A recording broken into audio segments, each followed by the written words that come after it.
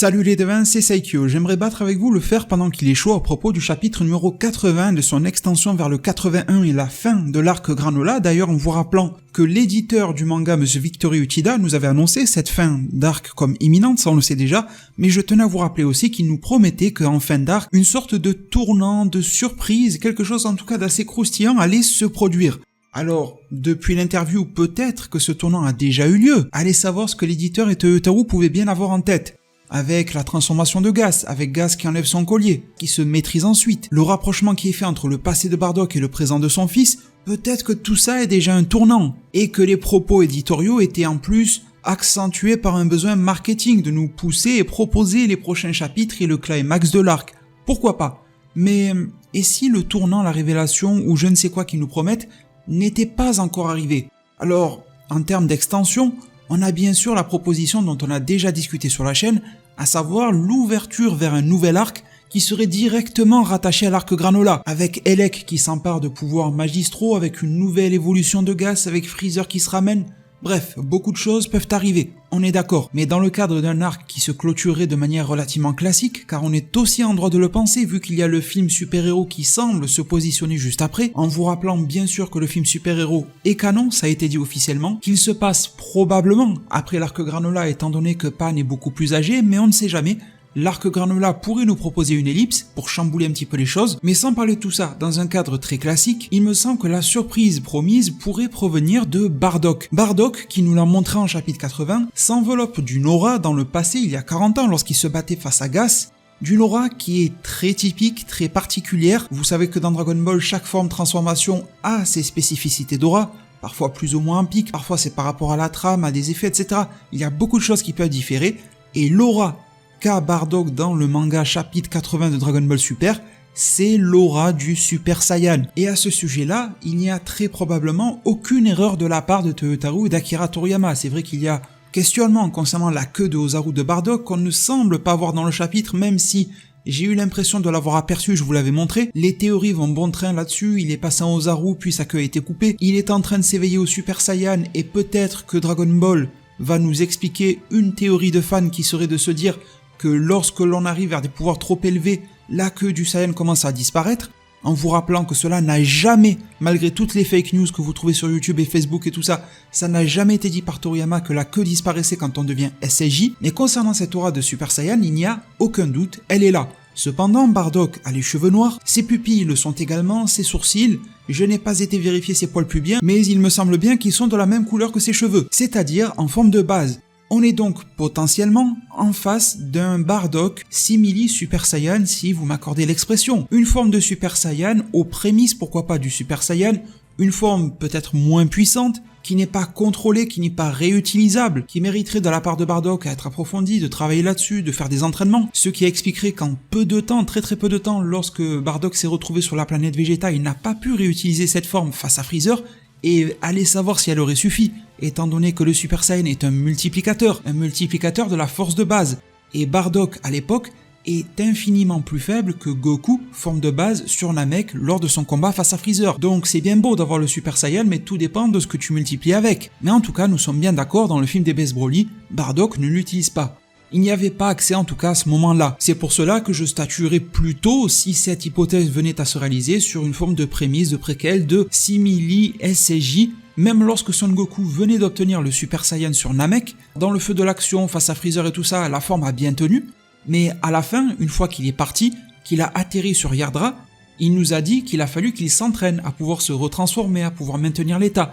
Il le dit à Trunks du futur. Je me rappelle aussi de l'interview beaucoup plus récente d'Akira Toriyama qui nous racontait la légende du Super Saiyan en la présence du personnage de Yamoshi. Et même si les conditions entourant sa défaite sont nébuleuses, on sait que Yamoshi a perdu car les Saiyans maléfiques contre qui il se battait étaient une armée, donc ils étaient beaucoup trop nombreux, et qu'il a perdu la forme de Super Saiyan. Le Super Saiyan est bien une transformation qui demande à être maîtrisée depuis le jour J jusqu'à la frontière du Super Saiyan 2. Et par rapport à tout cela, je voulais aussi profiter de la vidéo du jour pour ajouter quelque chose dont je n'ai pas déjà discuté dans mes précédentes vidéos concernant ce Bardock qui, à mon sens, n'est bien évidemment pas le Super Saiyan de la légende. On sait que c'est Yamoshi, Bardock ne l'est pas comme dans l'épisode of Bardock, vous savez, cet animé là où il s'est battu face à l'ancêtre de Freezer, le dénommé Child, etc. Étant donné que cet épisode est hors chronologie de Dragon Ball, il ne fait pas partie de l'histoire, c'est une sorte de hors-série entre guillemets, il n'est donc pas canon, comme on peut le dire entre fans, mais en tout cas je pense que les inspirations vis-à-vis de ça sont manifestes. On essaye de refaire du Bardock,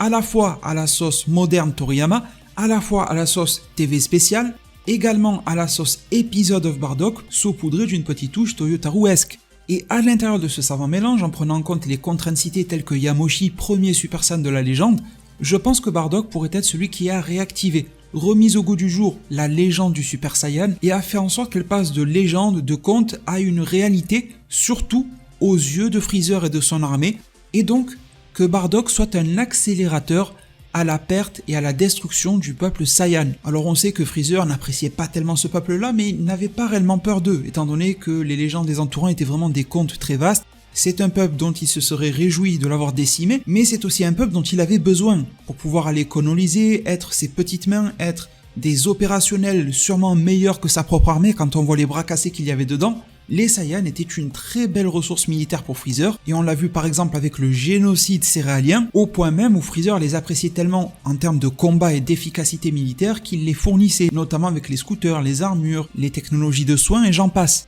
On sait aussi que Beerus avait demandé à Freezer d'exterminer ce peuple. Donc tôt ou tard, Freezer en fait l'aurait fait. Mais à mon sens, quand on mixe ces deux informations-là, Beerus voulait qu'il le fasse mais Freezer avait besoin de eux, je pense que Freezer comptait le faire mais un tout petit peu plus tard. Sauf que dans le film Dragon Ball Super Broly, on se rend compte que Freezer va précipiter les choses et c'est cela qui me met la puce à l'oreille concernant le fait qu'il y a d'autres éléments du passé. On fait de Bardock l'accélérateur de la destruction de la planète Vegeta. On contraint Freezer à le faire plus tôt que prévu. Alors on a cette fameuse aura, on a aussi le personnage de Leak, le Saiyan qui a trouvé sa cicatrice dans l'arc Granola lors de la colonisation de la planète céréale pour nous montrer que ces événements-là avaient lieu avant les événements sur la planète Vegeta pour que l'on ait bien une notion du temps. Mais surtout, une fois que ce fameux combat Bardock avec son aura un petit peu bizarre face à Gas était terminé et que Bardock avait obtenu la victoire, on sait grâce au film Dragon Ball Super Broly que tous les Saiyans sont revenus sur Vegeta, y compris Bardock,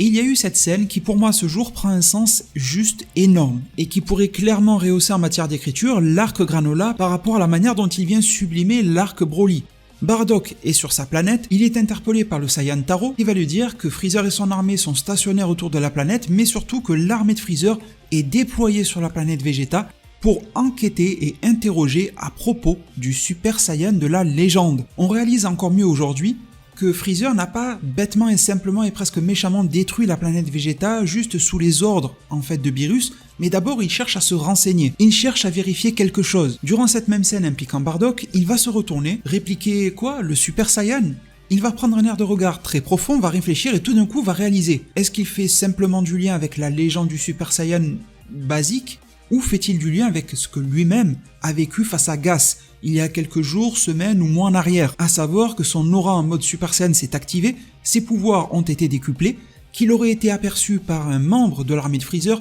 Zarbon, Dodoria, voire même un sbire totalement lambda. Je vous rappelle qu'ils disposent tous de scooters, le scooter permettant de détecter une élévation du ki. Ils ont vu cet exploit être réalisé par un Saiyan, Bardock aurait eu le temps de s'enfuir, il s'est fondu dans la masse, ce loyal soldat en aurait informé Freezer qui désormais cherche à comprendre si cette légende existe ou non, à trouver qui est le entre guillemets coupable de cela et à l'évincer. Mais l'enquête ne menant à rien, le peuple Saiyan n'ayant pas connaissance de cela et Bardock n'ayant même pas été interrogé et n'ayant pas non plus l'envie de se livrer, Freezer décidera d'utiliser la méthode forte pour à la fois obéir aux ordres de Beerus mais également éliminer au sein de ce peuple celui ou celle qui pourrait le tuer un jour et faire en sorte que cette transformation ne se répande pas telle que le Ozaru est déjà répandue. Et le pire c'est que dans le film Dragon Ball Super Broly, la scène ne s'en arrête pas là. Au moment où Bardock réalise ce qu'il se passe, nous avons une transition de scène directement à l'intérieur du vaisseau de l'Empereur du Mal de l'univers 7. Une scène qui démarre avec Kikono, le subordonné de Freezer, qui va discuter à la fois du Super Saiyan et du Super Saiyan God et en référer auprès de son donneur d'ordre.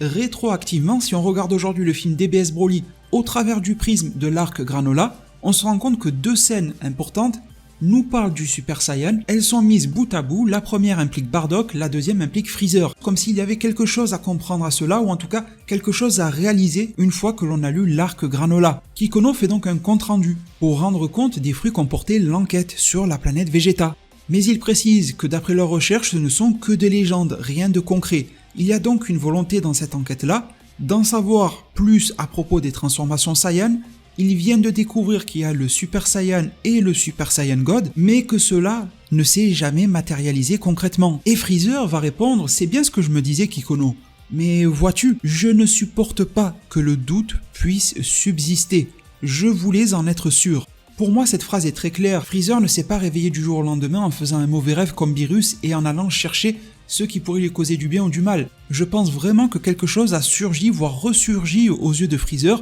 et que cette fois-ci, il s'est dit, ça existe à mon époque, un de mes soldats l'a vu, l'a constaté ou je ne sais quoi, mon père m'en a plus ou moins parlé, je dois réellement agir. Tout d'abord en essayant de trouver l'auteur de cela, je n'y arrive pas, je détruis alors l'entièreté du nid. Mes très chers devins, vous me direz ce qu'il en est pour vous en zone commentaire, que pensez-vous de tout cela? Trouvez-vous que cela fait un tout cohérent? J'espère que vous viendrez me partager tout cela en zone commentaire, je serai là pour vous y lire tous, comme toujours sans exception, pour vous répondre un maximum qu'il m'est possible. Merci infiniment pour tout, on se retrouve très prochainement, des sujets divers et variés, Dragon Ball Super, Boruto, Bleach et bien d'autres, merci vraiment pour tout, prenez tous extrêmement bien soin de votre futur, et à plus pour de prochains arts divinatoires.